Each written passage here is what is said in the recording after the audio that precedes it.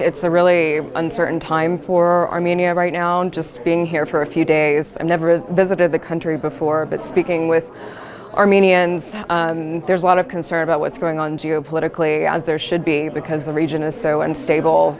So I think for me, having not really spent a lot of time in this region, I've lived certainly globally, and I'm based in the United States now.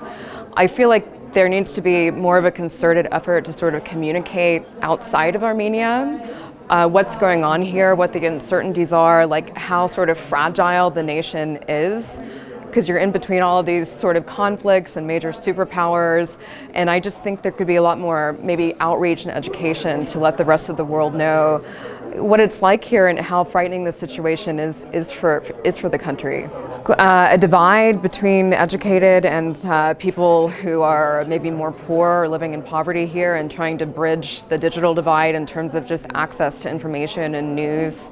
So you have conferences like this where you have a lot of people who are exposed to the global issues, exposed to different types of technology, involved in businesses or whatnot, but I'm sure you have an even larger population in Armenia who is not exposed to this. So probably an effort by the government and by NGOs, public-private partnerships, and the government as well, to try to bridge that gap and bring everyone up, standard of living up would be huge for the country, and in trying to address these challenges and also making it stronger in the region so that it's not so sort of fragile in the face of all of these geopolitical conflicts and all of the stuff that's going on globally right now. Aside from tensions, there's economic issues, there's climate change, there's the pandemic. So probably trying to make society more equal would strengthen the country.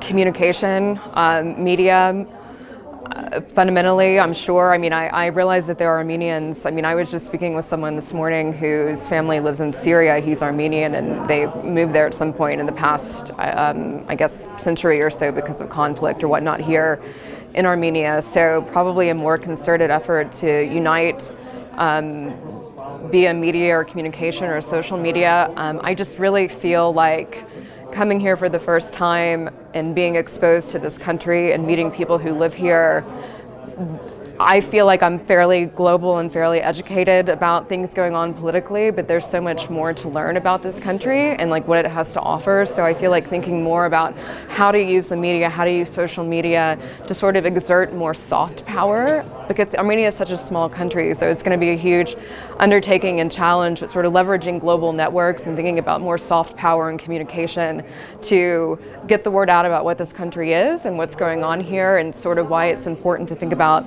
making sure that it survives in the face of so many global challenges right now would be key to making sure that things get better here.